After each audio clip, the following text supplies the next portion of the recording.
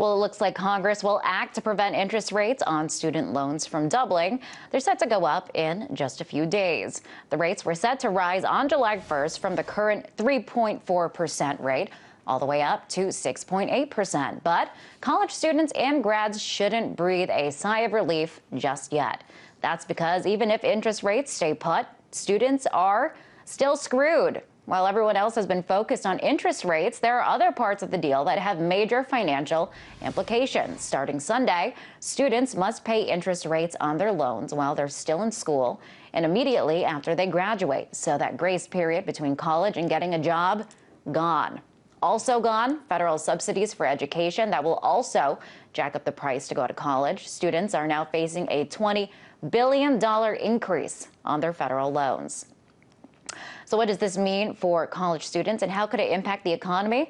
Maxwell John Love joins us now to talk about it. He is a student at the University of Madison. Welcome there. Good afternoon.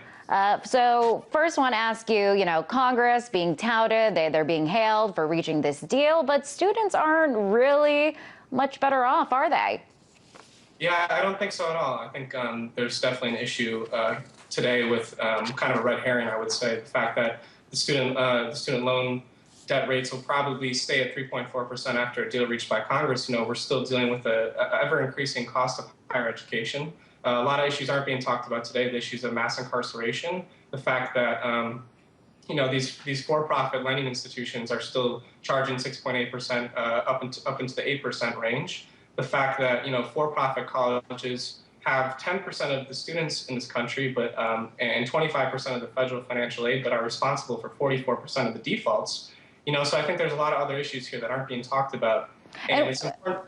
I just want to ask you why that is, because what we hear about right now are these interest rates that are set to double, but there's so many other important parts of this. Why aren't we hearing about all of the other things?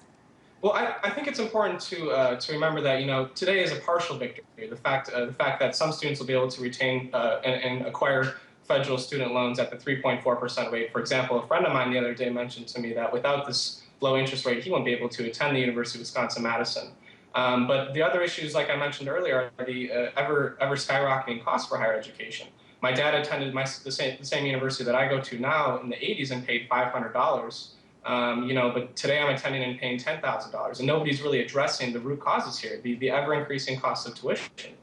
So while it is a partial victory, and students may be able to acquire these student loans, we have to ask why students need these loans in the first place when there are plenty of other alternatives to pay for higher education in our country. And, when you put even more of a burden on young people, which eventually this is what this deal is going to do, it's going to increase the cost of these federal loans.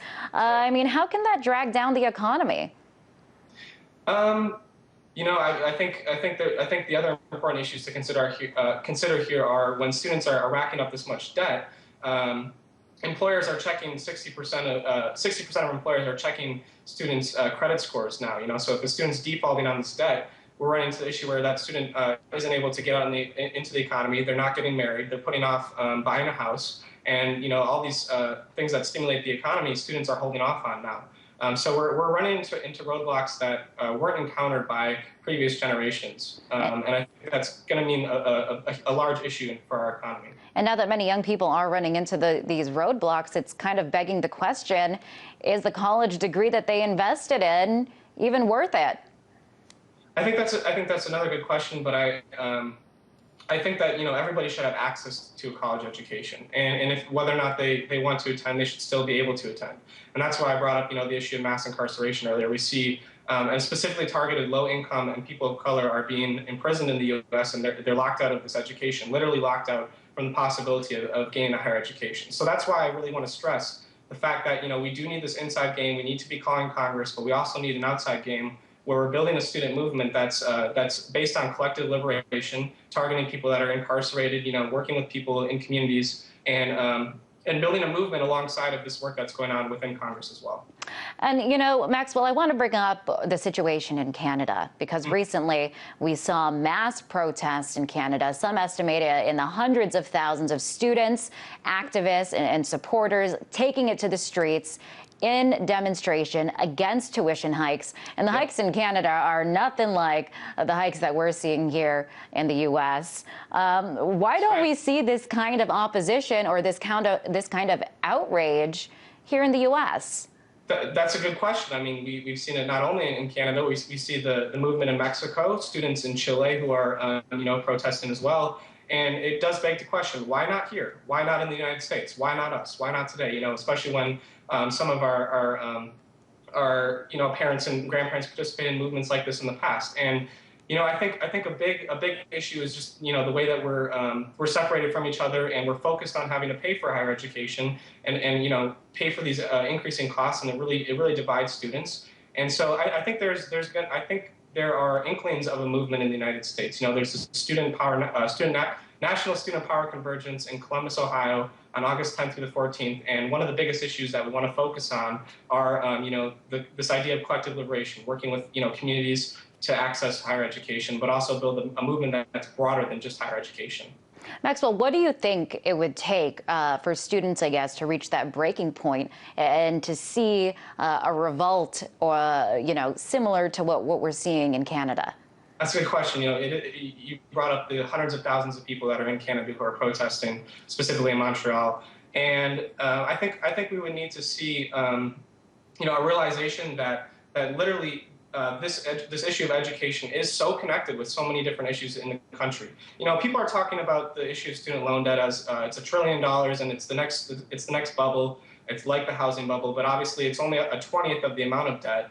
But I think it does raise this question of what our priorities are in this country, and I think that's the biggest thing here. So once we start to realize that all of our priorities are wrapped up within each other's liberation, I think that's really the most important thing, And it's a hard question to answer, but hopefully after August I'll have a better answer. And lastly, I just want to ask you, we're seeing college grads, college students rack up tens of thousands. I mean, if you go to grad school, it's not unheard of for it to rack up beyond $100,000. And then what happens? They graduate, the job market is bleak. So is college, it doesn't seem like it's a worthy investment in some cases.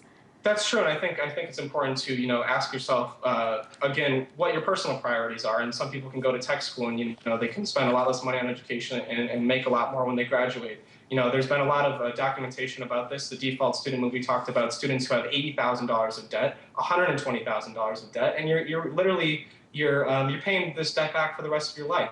And so while I believe higher education or the ability to attend school past high school is an important aspect of our society, I still think that there is something that I think people need to make an individual decision. But once again, this country does need to reprioritize.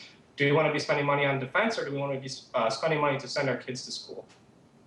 All right, Maxwell, thank you so much for weighing in. That was Maxwell John Love, a student at the University of Wisconsin-Madison.